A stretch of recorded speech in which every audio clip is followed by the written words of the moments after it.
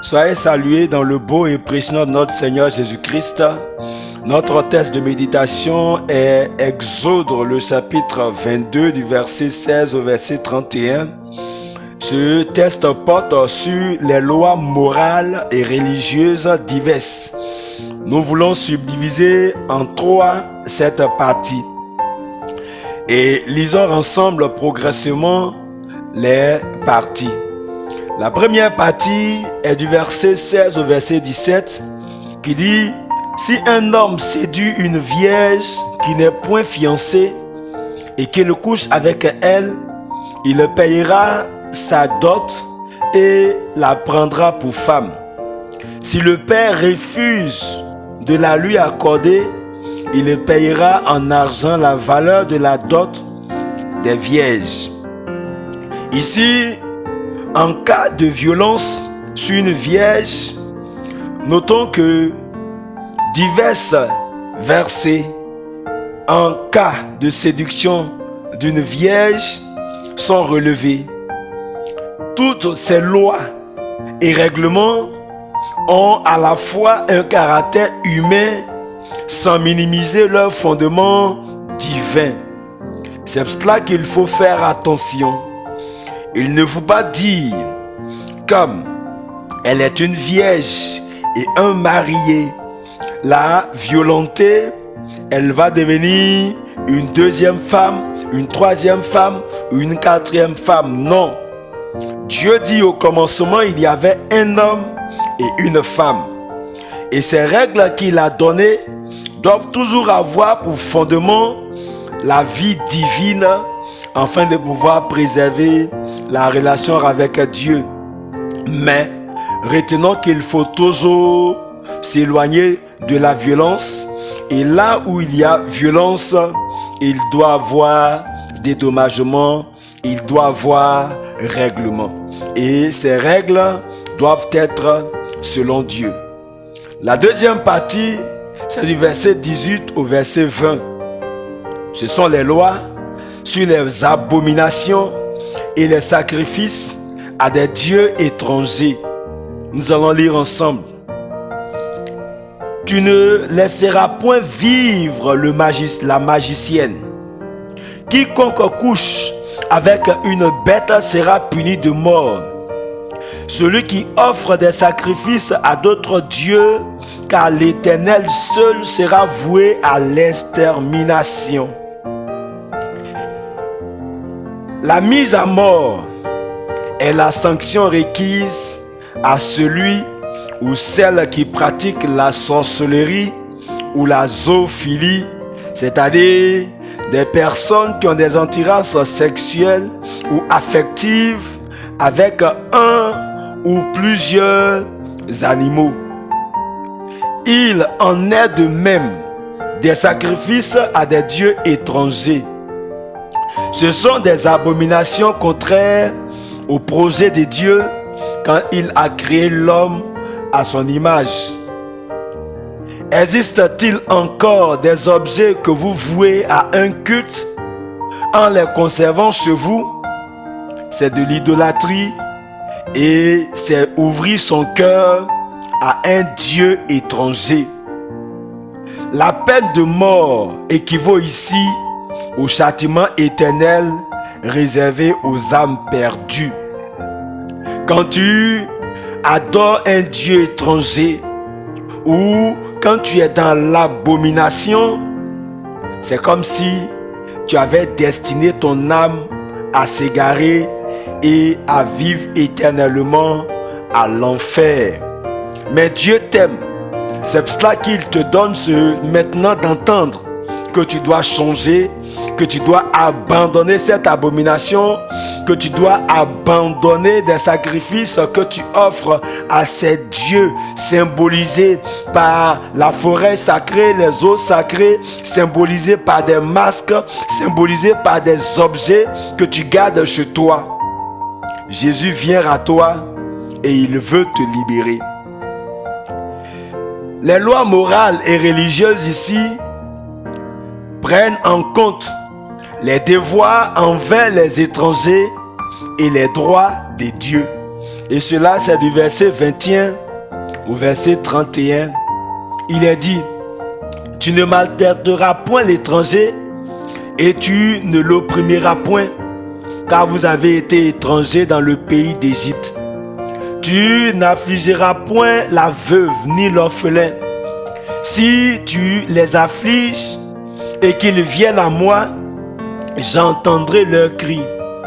Ma colère s'enflammera et je vous détruirai par l'épée.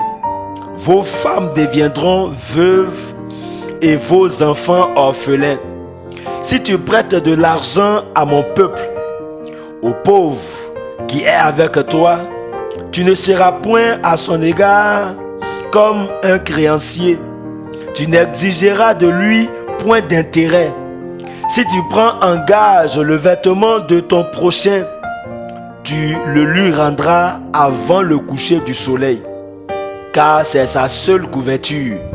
C'est le vêtement dont il s'enveloppe le corps. Dans quoi coucherait-il? S'il crie à moi, je l'attendrai, car je suis miséricordieux. Tu ne maudiras point Dieu. Tu ne maudiras point le prince de ton peuple. Tu ne diffareras point de m'offrir les prémices de ta moisson et de ta vendage. Tu me donneras le premier-né de tes fils. Tu me donneras aussi le premier-né de ta vache et de ta brebis. Il restera 7 jours avec sa mère, et le 8e jour, tu me le donneras. Vous serez pour moi des hommes saints. Vous ne mangerez point de chair déchirée dans les champs. Vous la jeterez aux chiens. Ici, il est important de se souvenir des devoirs envers les étrangers et de se souvenir des droits de Dieu. Les devoirs envers les étrangers sont évoqués plusieurs fois dans le livre de la loi. Le fait que le peuple de Dieu ait été lui-même étranger en Égypte ou ait été plusieurs fois en exil justifie fréquemment cette loi. Les étrangers sont aussi associés aux veuves et aux orphelins, car ce sont, sur le plan socio-économique, les groupes les plus fragiles qui ont besoin d'être protégés. Les droits de Dieu, quoique mentionnés en dernier dans ce chapitre, n'en demeurent pas moins les plus importants de tous. Que signifie pour nous l'offrande au Seigneur des prémices de la moisson et les premiers-nés des animaux et des hommes? La question reste posée. Ici, pour nous, retenons que Dieu avait pour objectif d'introduire dans la pensée de l'homme Jésus-Christ, premier-né de toute la création. Nous pouvons ici lire des versets bibliques qui pourront nous aider. Il y a Luc, le chapitre 2, le verset 23. Il a dit, suivant ce qui est écrit dans la loi du Seigneur, tout mâle premier-né sera consacré au Seigneur. Et quand nous lisons Colossiens chapitre 1, le verset 15 dit ceci. Il est l'image du Dieu invisible, le premier-né de toute la création. Au verset 18, il est la tête du corps de l'Église. Il est le commencement, le premier-né d'entre les morts, afin d'être en tout le premier. Quand Dieu dit que les premiers-nés sont en lui, ici c'est de mettre dans la tête de l'homme la personne de Jésus, qui est le premier-né de toute la création. Dieu a commencé avec l'homme en demandant à l'homme de lui offrir le premier-né de son bétail. et le premier-né de chaque famille.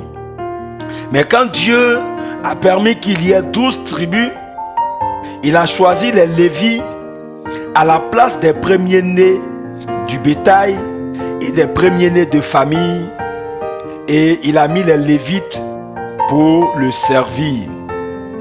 Et avec les Lévites, le service a été assuré jusqu'à ce que Jésus vienne confirmer le service de Dieu et l'accomplir. Le premier-né est celui qui accomplit parfaitement la volonté de Dieu. Et c'est la personne de Jésus qui est le premier-né des êtres humains.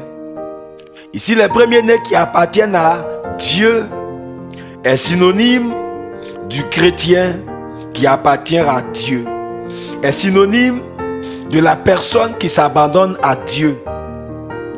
Tous nous étions loin de Dieu et un jour nous avions accepté Jésus-Christ.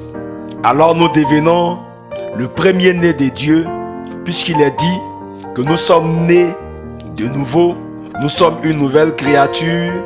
1 Corinthiens 5, le verset 17. Ici, je voudrais nous interpeller sur ce principe de premier-né qui appartient à Dieu.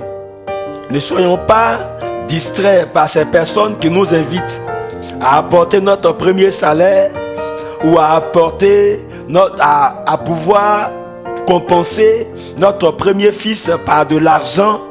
Il n'en est pas question. Il est question dans un premier temps de la personne capable d'accomplir le service de Dieu ici sur la terre. Dieu a commencé par les Lévites. Après, il y a Jésus qui est venu. Aujourd'hui, nous sommes les premiers-nés de Jésus-Christ, de Dieu, nous qui avons accepté Dieu. Ici, je voudrais faire cette précision. Alors ici, notre méditation de ce jour concernant les devoirs envers les étrangers et les droits de Dieu. En cas de viol sur une vierge, les lois sur les abominations et les sacrifices à des dieux étrangers, une prière doit être adressée à Dieu. Disons de tout mon cœur, je cherche à t'obéir. Ne me laisse pas dévier de tes commandements. Dans mon cœur, je conserve tes instructions pour ne pas être coupable envers toi. Le psaume 119, le verset 10 à 11, c'est cette prière-là qui tient ce matin. Adressons-nous à Dieu pour que nous soyons heureux. C'était le couple Kei. Amen.